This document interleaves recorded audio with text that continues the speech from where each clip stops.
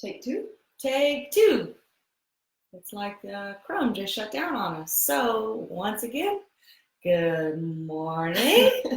Holly and Deanna here with you with Rise and Shine, or whatever we're going to call this thing. We are coming to you on Wednesday with What You Don't Know About Me Wednesday. So, good morning, Alex and Brian. Alex and Brian, what's up? So, what you don't know about me. I hate with a passion. Yeah, you could talk about that. I hate with a passion reading out loud, like in a school setting. And I was thinking about this. Actually, it sort of just smacked me in the face because I was in a class, I think it was 2 or 3 weeks ago now, and I'm interacting with the instructor. The class was awesome. And next thing you know, it's like, Holly, read this slide. And I'm like, who? Me? What?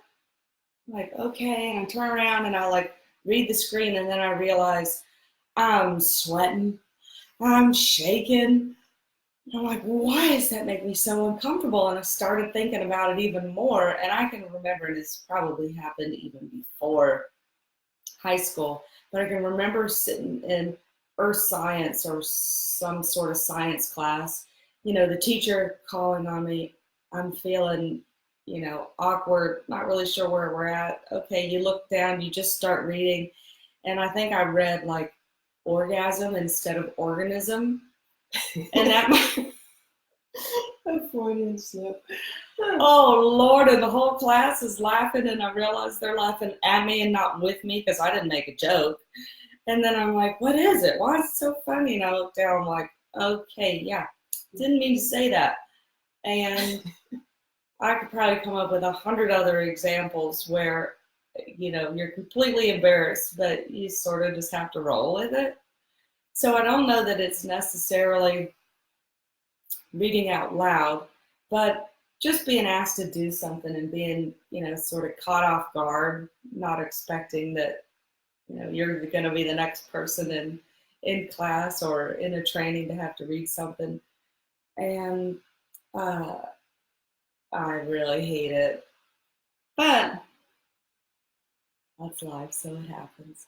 So there you go. That's what you don't know about me. What about you? Do you still feel insecure with reading out loud? Are you doing anything to?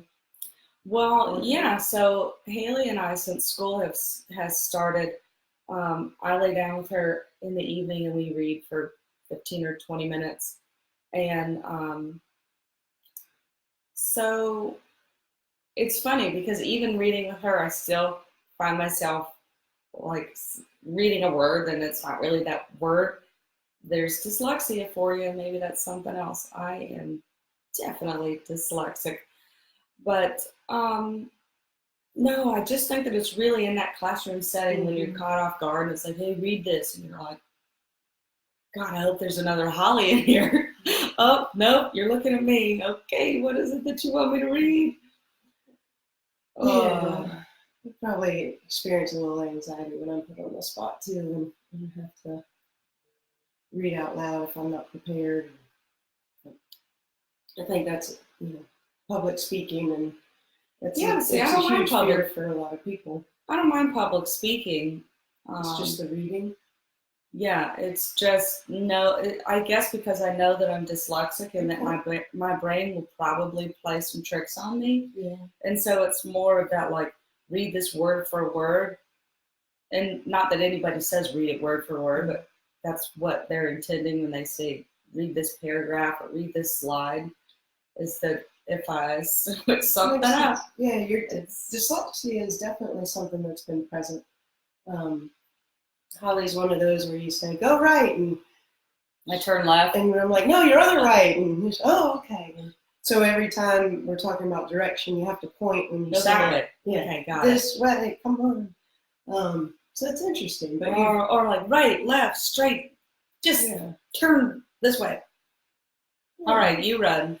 Okay, what you don't know about me Wednesday. I'm hoping that I get some input on topics to at least touch on, because I feel that there's probably a lot you don't know about me. But something that came to mind real fresh was we went to the Panthers game last Sunday, and Holly said, "Here, you want a hat?" And I said, "No." And she was like, "Why?" And I said, "Well, I just feel I've never felt very comfortable wearing hats because I was always mistaken for a little boy when I was little. I mean, I was definitely a tomboy, had a lot of guy friends, played on guy sports teams, even tried to go to the Boy Scouts instead of the Girl Scouts.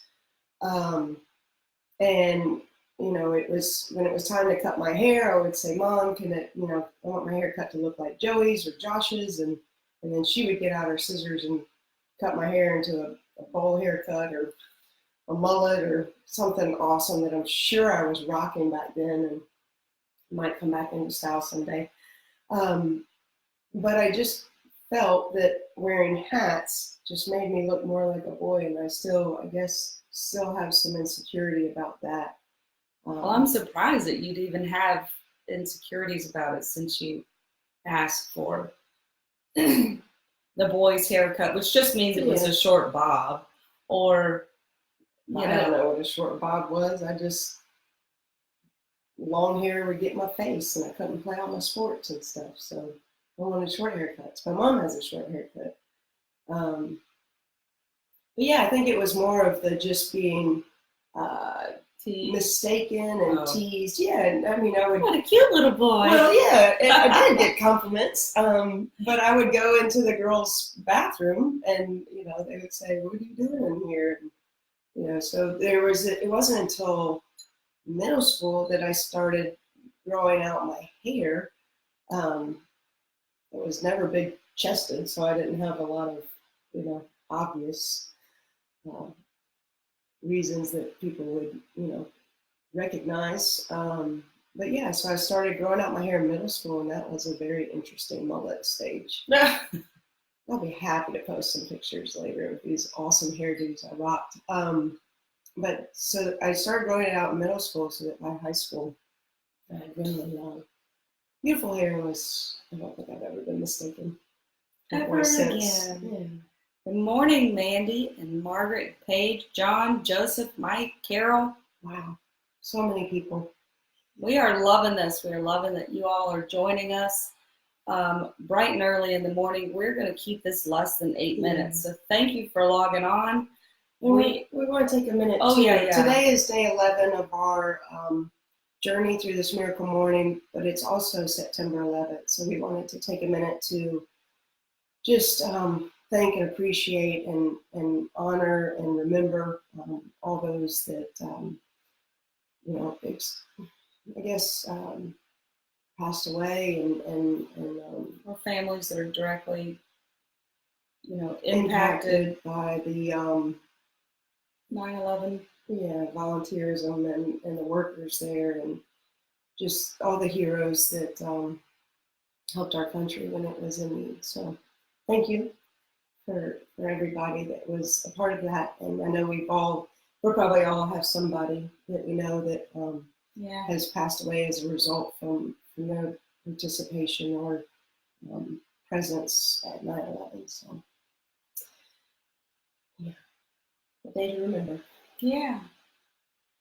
All right, but it's Wednesday. So again, for next Wednesday, if you have anything that you're curious about us and that what you don't know about me Wednesday, I would love some help so I could kind of hone in on what to talk about, because I feel like there's a lot that you might not know. And any good ideas? We'll share some Bring more, to the table. We'll share some more stories next week. Yeah. All right. That'll be great. Hey, Diane. Guess that means you made it to Europe safely.